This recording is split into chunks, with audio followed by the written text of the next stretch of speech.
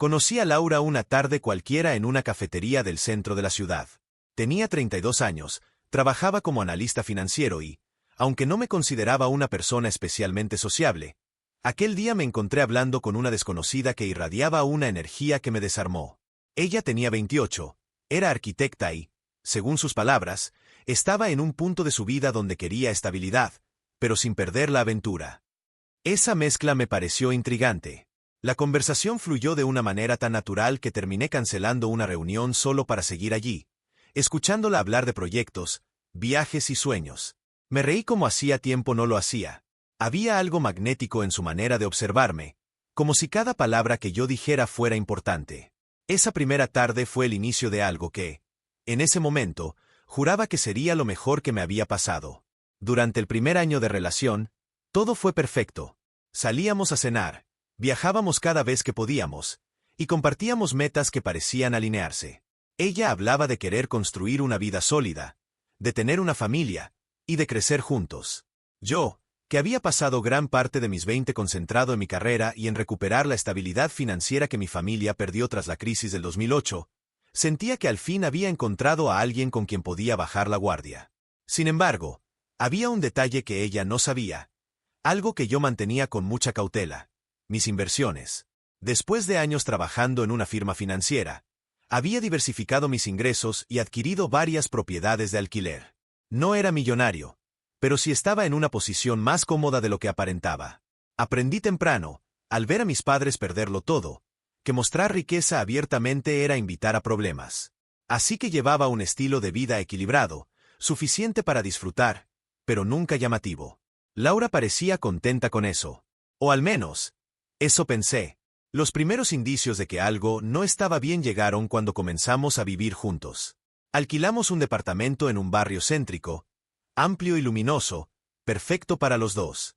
Ella insistió en decorarlo con muebles caros y detalles modernos. Yo no me opuse del todo, pero sugerí que podíamos hacerlo poco a poco. Su reacción fue inmediata. Una mezcla de frustración y decepción, como si yo le hubiera quitado la ilusión de tener el hogar perfecto de golpe. Entiendo que seas prudente con el dinero, pero a veces hay que invertir en calidad, me dijo con un tono dulce, aunque notoriamente insistente. Cedí. Compramos más de lo que planeaba, y no lo vi como un problema mayor. Pensé que eran diferencias normales de pareja. Lo que no esperaba era que esa actitud empezara a crecer como una sombra que se extendía sobre todo lo que hacíamos. Al año siguiente, Laura fue ascendida en su trabajo. Eso, en lugar de darle satisfacción, la llenó de una especie de hambre. De repente comenzó a comparar nuestra vida con la de sus colegas. ¿Viste el auto nuevo de Mariana? Su novio se lo regaló por su cumpleaños. Los papás de Sofía los invitaron a pasar el verano en Europa. Deberíamos planear algo así nosotros también. Al principio me lo tomé con humor, pero con el tiempo, los comentarios dejaron de ser inocentes. Se convirtieron en comparaciones constantes, en pequeñas dagas disfrazadas de observaciones. Yo seguía trabajando duro, ahorrando, planificando.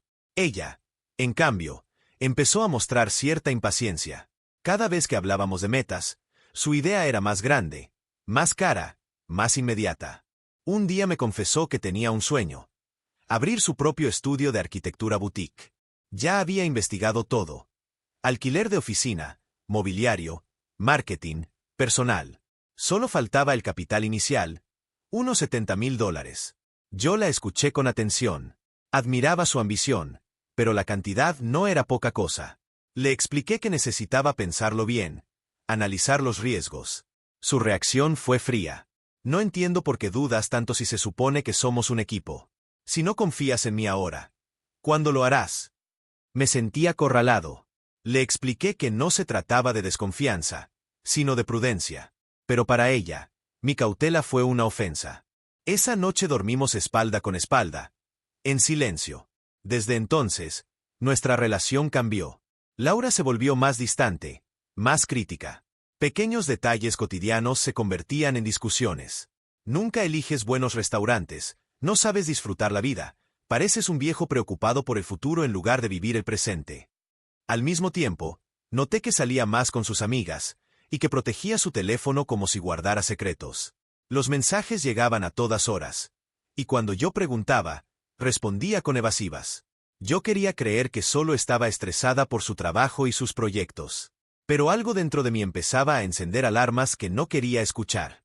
El punto de quiebre llegó 6 meses después. Un martes cualquiera, al volver del trabajo, encontré a Laura en la sala, seria, con un sobre la mesa. «Tenemos que hablar», dijo. El sobre contenía papeles de un abogado. Una solicitud de separación. Me quedé helado. «¿Qué significa esto?», pregunté con la voz temblorosa. «Que lo nuestro no funciona. Que necesito a alguien que me apoye en mis sueños y no me limite. Y como pareja, tengo derecho a lo que hemos construido juntos. La mitad de todo, incluyendo tus inversiones». Sus palabras fueron como un balde de agua helada. Lo decía con una seguridad que me asustó. Había planeado todo. Lo que Laura no sabía, lo que jamás había sospechado, era que gran parte de lo que yo poseía estaba resguardado bajo un fideicomiso familiar que había creado años antes, con mi hermana como administradora. Una estrategia que adopté después de ver la ruina de mis padres. La miré fijamente, intentando contener la rabia. «La mitad de todo», repetí. «Exacto», respondió, con una sonrisa de triunfo. En ese momento entendí quién era realmente la mujer que tenía delante. Laura pensaba que me había atrapado en una trampa perfecta. Creía que, al ser pareja y convivir, tendría derecho automático a todo lo que había construido. Lo que nunca se detuvo a preguntar era cómo estaban organizadas mis finanzas. Recuerdo perfectamente la primera audiencia con su abogada. Era una mujer de aspecto sofisticado, con traje impecable, que llegó con una carpeta llena de documentos y una expresión confiada. Laura, a su lado, irradiaba seguridad. Era como si ya se viera mudándose a una casa más grande, comprando un auto nuevo y abriendo su estudio con el dinero que pensaba obtener de mí. Yo estaba nervioso, lo admito. No porque temiera perder mis bienes, sabía que estaban protegidos, sino porque me dolía darme cuenta de que todo lo que habíamos vivido juntos, los viajes, las noches de risas, las promesas de futuro, se habían reducido a una lista de bienes que ella quería repartir. Mi abogado escuchó pacientemente mientras la otra parte detallaba lo que exigía. La mitad del valor del departamento, la mitad de mis cuentas de ahorro, la mitad de mis supuestas inversiones, además de una compensación económica durante 2 años mientras Laura reorganizaba su vida profesional. Cuando terminaron, mi abogado abrió su carpeta. Con calma, fue mostrando documentos, escrituras, contratos de fideicomiso, registros notariales. Todo estaba bajo el fideicomiso familiar, con mi hermana como fiduciaria. El silencio en la sala fue inmediato. La abogada de Laura frunció el ceño y empezó a revisar con rapidez los papeles, buscando alguna fisura. Laura, en cambio, palideció. «Esto no puede ser real», dijo casi en un susurro. «La casa está a tu nombre. He visto los recibos de la hipoteca».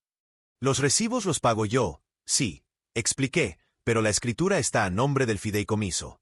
Técnicamente nunca fue mía». Laura me miró con una mezcla de ira y desconcierto.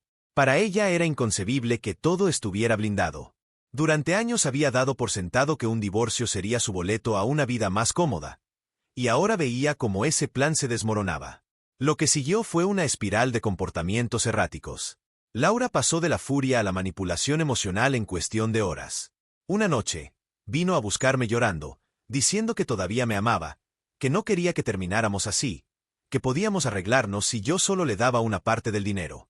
Al día siguiente, recibía mensajes furiosos acusándome de estafador, de mentiroso, de haberla engañado desde el inicio.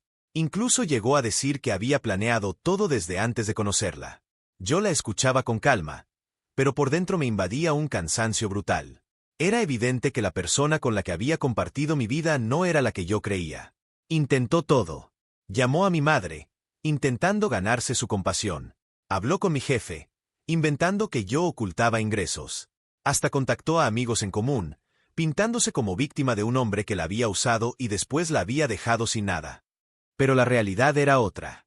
Y poco a poco, esa verdad salió a la luz. El día de la audiencia final fue casi anticlimático. El juez revisó los documentos, escuchó los argumentos y dictaminó lo que ya era evidente. Laura no tenía derecho a lo que pedía. Solo podría quedarse con sus pertenencias personales y con la mitad del dinero en las cuentas conjuntas que sí estaban a mi nombre. En total, poco más de $8,000. La rabia en su rostro fue indescriptible. Esperaba irse con cientos de miles. Terminó con lo mismo que trajo: sus cosas, su auto, y una pequeña suma de dinero. Para mí, fue liberador.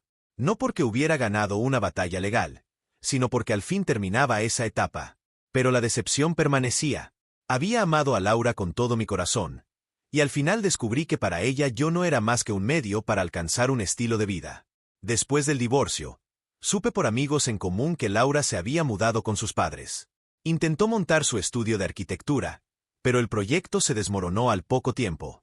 No tenía respaldo financiero ni disciplina para sostenerlo. También supe que empezó a salir con alguien nuevo, un empresario mayor que yo. Muchos comentaban que era evidente lo que buscaba: alguien que pudiera darle el estilo de vida que yo no quise, o más bien, no permití que obtuviera a costa mía. No guardo rencor. En parte porque aprendí demasiado de esta experiencia.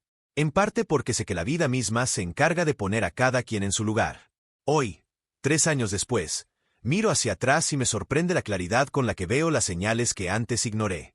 La manera en que comparaba constantemente nuestra vida con la de sus amigas. La obsesión por las apariencias. Su impaciencia cuando no obtenía lo que quería al ritmo que deseaba. Yo lo confundí con ambición, con ganas de progresar. Pero era otra cosa. Era inconformismo mezclado con codicia. Y esa mezcla, tarde o temprano, siempre explota. Esa historia me cambió para siempre. Aprendí que la confianza no significa ignorar la prudencia, que amar no implica entregar las llaves de tu futuro sin protección, y que la verdadera lealtad de una persona se revela cuando no hay nada material que ganar. Hoy sigo creyendo en el amor, pero con los ojos abiertos. No repetiría los mismos errores. Y si algo puedo decirle a cualquiera que escuche mi historia es esto: no ignores las señales. El dinero, los bienes, las comparaciones, no son detalles superficiales. Son ventanas al verdadero carácter de alguien. Laura me mostró el suyo. Y aunque dolió, me alegra haberlo visto antes de que hubiera hijos de por medio, o compromisos mayores. Si llegaste hasta aquí, gracias por escuchar mi historia. Puede que suene amarga, pero en realidad es una lección de vida. Nunca dejes que el brillo de alguien opaque tu instinto. Si algo no se siente bien, probablemente no lo esté. Si te ha atrapado esta historia y quieres seguir descubriendo más relatos impactantes, no olvides darle like, compartirlo con tus amigos y suscribirte al canal. Activa la campanita para no perderte ninguna de nuestras historias. Cada semana te traemos nuevos casos que te harán ver la realidad desde otra perspectiva.